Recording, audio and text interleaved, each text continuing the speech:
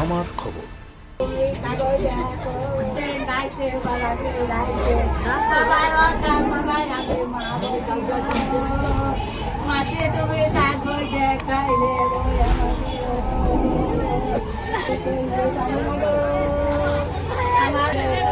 ফজরের আজানে ইন্তিকাল হবে, তাই আমি জানি না গো বাপ।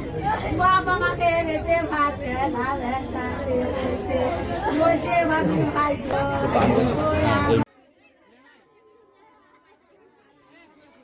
ভোটার তালিকা প্রকাশের পর থেকে বিভিন্ন জায়গায় নামের পাশে বিবেচনা ও ডিলিট উল্লেখ নিয়ে তৈরি হয়েছে বিভ্রান্তি ও উদ্বেগ।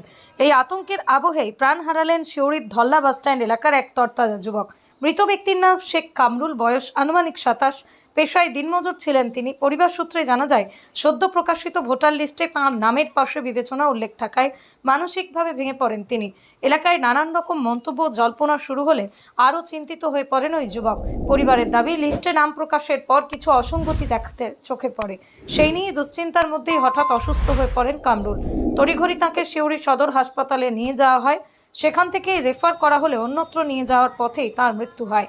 ঘটনায় শোকের ছায়া নেমে এসেছে পরিবার ও গ্রামবাসীদের মধ্যে। 7 বছর আগে বিবাহ হয়েছিল তাঁর। বাড়িতে রয়েছে 2টি ছোট্ট সন্তান। পরিবারের একমাত্র উপার্জন সক্ষম সদস্যের আকস্মিক প্রয়াণে অসহায় হয়ে পড়েছেন পরিজনরা। উল্লেখ্য, ভোটার তালিকা প্রকাশ করে থাকে ইলেকশন কমিশন অফ ইন্ডিয়া। তালিকার বিভিন্ন ভাগ যেমন বিবেচনা ও ডিলিট নিয়ে সাধারণ মানুষের মধ্যে স্পষ্ট ধারণা না থাকায় অনেক ক্ষেত্রেই তৈরি হচ্ছে বিভ্রান্তি ও আতঙ্ক।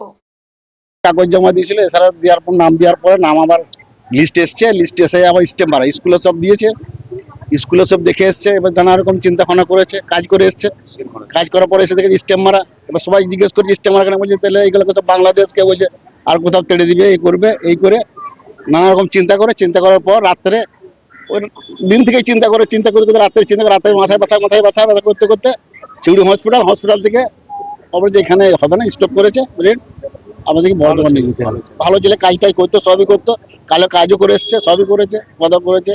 রাত 9টা এমনি দিন মজুরে কাজ করতো, সব রকমই কাজ করতো দিনে।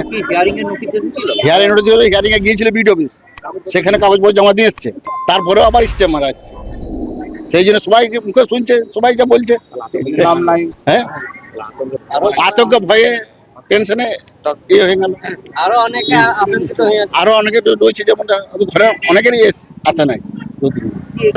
ফল এটা এসআরের জন্য হচ্ছে, এসআরের জন্য কোনো রোগ নাই, হ্যাঁ এসআরের জন্য কেন নিল, এসআর এই ভুল সিদ্ধান্তের জন্যই এটা এ হলো, এত মানুষকে হয়রানি করে শেষ করে দিল। আমরা সব ছুটে বেড়াইছি, স্টেম মারা ছিল, স্টেম মেরেছে বলেই তো এটা টেনশনই তো এই হলো। যাবার সব ছুটতে হবে, আবার এই করতে হবে, বাংলাদেশ চলে যাবে, নানা রকম এরকম ভাবে চিন্তা ভাবনা করে। হ্যাঁ চিন্তা করছিল টেনশনে। আজকে তার ফ্যামিলির কি হবে? তার যে একটা স্ত্রী আছে, তার বাচ্চা, 2টো বাচ্চা, ছোট ছোট বাচ্চা, তার ফ্যামিলি কে দেখবে? এটা আমাদের এটা গভীর প্রশ্ন নির্বাচন কমিশনের কাছে। আর কত মানুষের প্রাণ গেলে আপনার এই এসআইআর সম্বন্ধে আপনার জ্ঞান আসবে যে না কি অন্যায় করছি আমি? লিস্টে কি আছে? লিস্টে ও তো অ্যাড জুডিশিয়াল নাম এসছে। এবার ওটা দেখে কালকে বৈকালে কাজ করে এসে দেখেছে আমার জুডিশিয়ালের নাম আছে।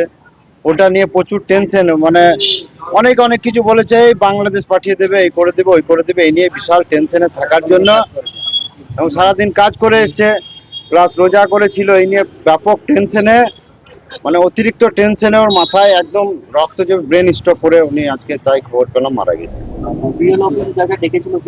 যা করেছিল বিডিও অফিসে ডেকেছিল, সমস্ত কাগজপত্র সবই দিয়ে এসছে, তা সত্ত্বেও আজকে এই পজিশনে পড়তে হয়েছে। শুধু ও নয়, বিভিন্ন মানুষ আমাদের এই ধল্লা বুথে হিন্দু এবং মুসলিম সবাই মিলেমিশে বসবাস করে 229 জনের নাম অ্যাড জুডিশিয়ালে এসছে।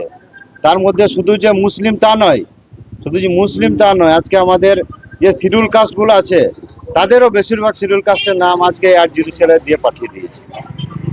ধানের সুবাসে মাটির টান, আর সেই টানে V K gold rice. V K gold rice, বাংলার চাল, বাংলার গান। স্কলেজ গুরুকুল শান্তিনিকেতন। আগত শিক্ষাবর্ষে ভর্তির আবেদন শুরু হয়েছে। প্রথম 100 জনের ভর্তির ক্ষেত্রে বিশেষ ছাড়। গোয়ালপাড়া রোড, তাঁতর, শান্তিনিকেতন।